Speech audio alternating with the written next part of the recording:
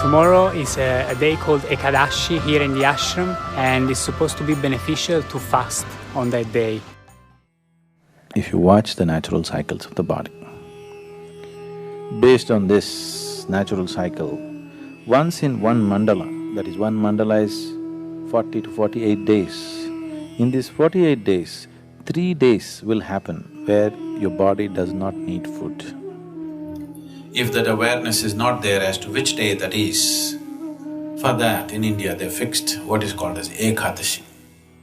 That means 4 days before the full moon, 4 days before the new moon day, people don't eat. They wake up in the morning, no breakfast, no lunch, only after the sun sets they eat one meal. This is just to allow the system to realign itself. If you give this break, it's very, very good for your health and your body, the way it functions, because the system needs that time to adjust itself. Everyday food, it's a lot of hard work for the body. Give it a little break. So, what is its spiritual significance? Because it's a cleansing. If your system is not vibrant, you won't feel like doing anything spiritual. You're feeling lethargic.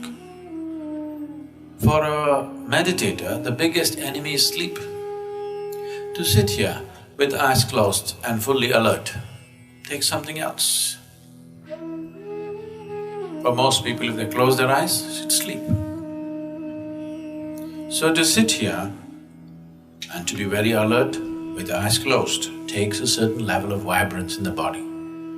So to create this vibrance, we observe how to eat, what to do, how much to eat, all these things. It is not spiritual, but it is providing the right kind of body.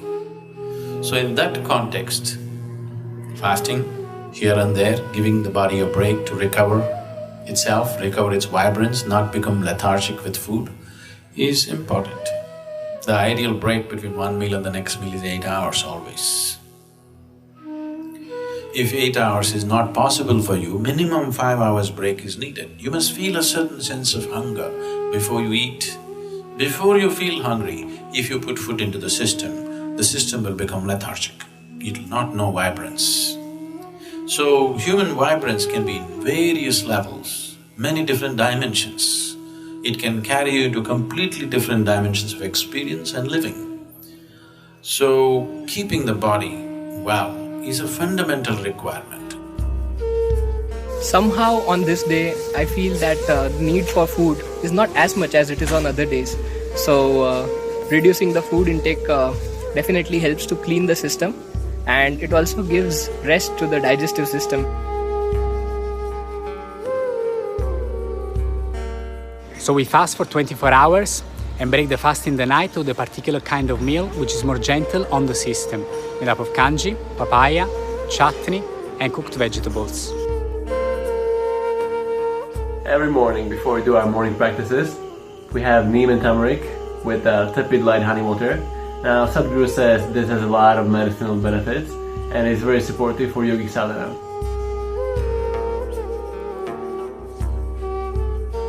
Anything that you borrow from the planet, it will cause a certain level of inertia in the system. Now the important thing is that you're conscious of this and to keep the inertia levels at the minimum. Why always, whether your sadhana is working or not, is always gauged by how much you sleep and how alert you are, is because we're checking the inertia. How much inertia are you generating? If you're generating too much inertia, obviously you need to do something about it. So, the inertia levels will increase if the body does not allow a certain amount of energy to enter the cellular level. For it to enter the cellular level, neem and turmeric as a combination is a tremendous… it's like a dilator. You know what's a dilator? Now if your ophthalmologist wants to look into your eye, he looks into your eye, you don't show much, he puts a dilator. Your eye becomes like this, now he looks into your eye. So this is kind of a dilator for the energy, it dilates the body in such a way that it allows the energy to enter and fill up every crevice in the body. This is important. Otherwise, if you do lot of sadhana, neem and turmeric is not the only things, these are physical supports. Other sadhana itself is doing it. Neem and turmeric is a good support because it dilates the cellular structure in such a way that it is able to absorb. As you do your asanas, the body will simply crackle with a different kind of energy. So, consumption of neem and turmeric with a mildly laced honey water acts as a wonderful way of cleansing the system, dilating the system, that when you do sadhana, one thing, it brings flexibility to the muscles. Another thing is because the dilation brings flexibility to the muscle, and that flexibility, as a consequence, becomes a way that you slowly build the system into a more powerful possibility. So, taking care of the food and a few things is important as sadhana. Being disciplined with your food, what you take into the system is as important as doing the sadhana. The idea is, if you take this neem and turmeric combination early in the morning and drink something warm, it cleanses the stomach in a big way. If there are any minor infections in your stomach, it'll go away. And it also kills the cancerous cells in the body.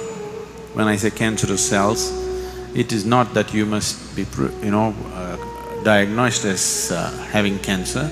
All our bodies have cancerous cells. Only when this percentage of cancerous cells goes beyond a certain percentage, only then it becomes a disease. Otherwise, every one of our body has cancerous cells, and how many of them are there decides your health status in many ways.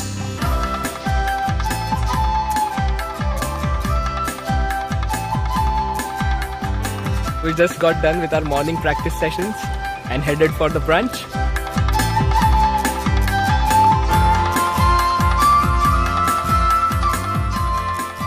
The way that we sit in the hall is we sit cross-legged and we eat with our hands. By eating with the hands, you really create that connection with your food before it even goes into your mouth. Another aspect of how we eat in the hall is we eat in silence. It really helps you be more conscious and aware. And why this is important is because I've become more aware of how my body is while I'm eating. In situations back at home or watching TV while eating, you put your hand into the bag of chips and all of a sudden there's no more chips left. But when you eat this way, consciously, you can better feel the sensations in your body and to know when to stop. Here at the ashram we have 2 meals a day. After introducing this diet, I've seen some changes in the way I do my practices. My sleep quota has gone down quite significantly. The Sadhguru says there should be at least 8 hours gap between the first and second meal. I can definitely see that it has worked. So if you space out the food between one meal and the next meal, if there is 6 to 8 hours gap without eating anything else in between, most of your cancerous cells will die. Still, if some of them are tough and they don't go, that is why twice a month there is Ekadasi for you. Now, huge studies are being made and they are saying the same thing, that if you just fast for a period of time, fasting does not mean 8 days, 15 days and killing yourself. No, just you eat your evening meal today, the next meal is only tomorrow evening. If you give this much space, most of the cancerous cells get neutralized. Will all of them be gone? No. Some of them know how to lie low, but they will never be able to increase their numbers and gang up in one place to become an ailment. It's not just about the type of food and how many times we have food, but it's also about the healing and cooling properties of the food. It changes accordingly to the weather. Everything is put together to create the right kind of balance. During the training in the afternoon, we're also taking a soup. In the afternoons, they will give you what is here locally called as kollu, and the English came here and named it as the horse gram. So horse gram soup they will give you in the afternoon. You drink horse gram soup, and horse gram is one among the lentils. It is the most protein-rich lentil found on the planet. It's very high-powered, so that's why race horses are fed with this gram, which is called as horse gram today. Now, this will increase heat in the body. From my experience of taking this during this training, I would say that I never get sick, like fever, cold. I can better tell what my body needs. Sometimes I feel like eating more raw food. Depending on how much energy I've exerted, I'm able to tell better because I'm eating in this conscious manner. I've definitely never enjoyed eating food this much. It's definitely a different way of eating.